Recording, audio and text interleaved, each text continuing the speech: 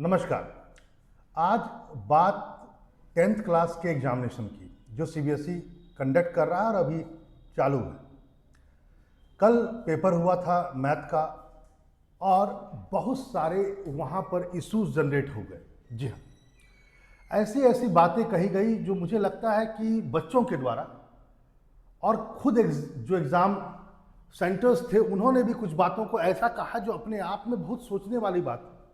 और ये भारत के एजुकेशन सिस्टम पर कहीं ना कहीं एक क्वेश्चन मार्क को जनरेट करता है। न्यूज़ ये आ रहा है कि मैथ का क्वेश्चन जो था उसमें लेवल जो क्वेश्चन का था वो बहुत टफ था। जी हाँ, पता नहीं सरकार क्या सोच रही है, मुझे नहीं पता। कहीं ऐसा तो सरकार नहीं सोच रही कि 10th क्लास पास करने के बाद व्यक्ति आईएएस ऑफिसर बन जाता है। अपने आप में जब मैंने भी इसको रीड किया, थोड़ा जाना और समझा, तो मुझे लगा कि सच में क्वेश्चन बहुत संख्या ज़्यादा तो है ही, पेपर बहुत लेंथी था और कंफ्यूजिंग था। और उससे भी बड़ी बात जो आ रही है न्यूज़ में वो यह आ रहा है कि आपको पता होगा कि 2020 से एक चेंजेस किया सीबीएसई ने मैथ में। सीबीएसई ने किया कि मैथ के अब 2 पेपर होंगे। एक वह विद्यार्थी होगा जो 11th क्लास में मैथ न ले, और एक उनके लिए जो आगे फर्दर मैथ को रखेंगे साइंस और कॉमर्स के साथ। जी हाँ, अब उन दोनों के लिए 2 तरह के पेपर होते हैं। जी हाँ, जो मैथ नहीं रखेंगे उनके लिए पेपर कहा गया है बेसिक, और जो आगे मैथ रखेंगे 11th क्लास में उनको कहा गया स्टैंडर्ड पेपर। अब कहा तो ये गया कि देखो भैया, जो मैथ नहीं लेंगे उनको हम थोड़ा सरल यानी थोड़ा सिंपल पूछेंगे। सब चीज वही होगा, यानी स्ट्रक्चर सेम होगा, सिलेबस सेम होगा, टीचर वही होंगे, स्कूल वही होगा, लेकिन डिफिकल्टी लेवल जो होगा क्वेश्चन का वो अदर होगा। लेकिन न्यूज़ ये आ रहा है कि जो बेसिक जो क्वेश्चंस था पेपर, जो बेसिक पेपर था मैथ का, यानी वो विद्यार्थी जो मैथ आगे नहीं लेंगे उनका पेपर हार्ड आ गया है इन कंपेयर टू स्टैंडर्ड वाला। और ये बाकायदा हर इंस्टीट्यूट पे जितने बड़े बड़े सेंटर्स थे वहाँ के टीचर्स ने भी इस बात को परखा और समझा। तो क्या सीबीएसई इसको सुधारेगी या पेपर को कैंसिल करेगी, ये प्रश्न उठता है। दूसरा पॉइंट, कुछ लोग और भी कहे कि मान लेते हैं कि स्टैंडर्ड पेपर भी था जो आगे विद्यार्थी लेना चाहते हैं, उसमें कई सेट हैं, 3 सेट हैं, A B and C. Question different होते हैं तीनों सेक्शन में। हाँ, फॉर्मेट सेम होता है, जैसा आपको पता होगा कि क्वेश्चन की संख्या 38 है। पहला 1 से लेकर 17 तक एमसीक्यू होता है, फिर 18-19 एसेशन और रीजनिंग होता है, उसके बाद थोड़ा वेरी शॉर्ट, फिर लॉन्ग और फिर केस स्टडी। कुल मिलाकर के 38 क्वेश्चन, अपने आप में बहुत लॉन्ग। और दोनों में ऐसा ही होगा, स्टैंडर्ड वाले में भी इसमें। लेकिन बोला यह गया कुछ विद्यार्थियों के द्वारा कि वो स्टैंडर्ड तो लिए थे, लेकिन जो सेट बनाए गए हैं एबीसी वाले, उसमें कुछ सेट में सरल है और कुछ सेट में हार्ड है। ये बात भी कही जा रही है। तो क्या हम अपने ही विद्यार्थियों के साथ अन्याय नहीं कर रहे? या तो सीबीएसई एक टाइप का क्वेश्चन बनाए या तो एक ही क्वेश्चन बनाए, इस पर भी ध्यान देने की जरूरत है। आप 3-3 सेट बना देते हैं, क्या सोच करके बनाते हैं भगवान जाने। जब आपको पता है कि लेवल ऑफ क्वेश्चन आपने रखा जरूर सेम होगा, मैं भी ये मानता हूं, लेकिन गलतियां तो हो सकती है ना। तमिलनाडु से एक लड़की का रोता हुआ एक फोटो आ रहा है, बहुत ही वायरल। वो बाकायदा कह रही है कि मेरा सेट बहुत हार्ड आया। तो प्रश्न, बहुत सारी चीजें हैं जिसको समझने की जरूरत है। क्या हम बेसिक और स्टैंडर्ड करके और केवल यह कह के कि देखो भैया स्टैंडर्ड जो वाला होगा वो मोर कंसेप्चुअल होगा, हायर होगा थिंकिंग का, बेसिक में डायरेक्ट क्वेश्चंस होंगे, सिंपलर होंगे। एक तो आपने इसको फॉलो नहीं किया, आपने बेसिक वाले को हार्ड बना दिया। और दूसरा पॉइंट, क्या कक्षा में ही, क्लास में ही, हम स्कूल में ही, क्या हम विद्यार्थियों को 2 कैटेगरी में नहीं बांट दिए हैं? क्या हमने यही नहीं कर दिया कि एक विद्यार्थी मैथ तुम्हारे लिए इजी आएगा, तुम्हारे लिए हार्ड आएगा? क्या यह बच्चों के अंदर एक हीन भावना पैदा नहीं करता है उसी कक्षा में बैठे बच्चों को कि तुम तो लो कैटेगरी के हो, तुम लो लेवल के हो क्योंकि तुमने स्टैंडर्ड नहीं चुना। और तो ये कहीं ना कहीं एक बात है जो सोचने की जरूरत है। मुझे लगता नहीं है, आप जरूर राय दें और बताएं कि क्या एक स्तर का परीक्षा होना चाहिए।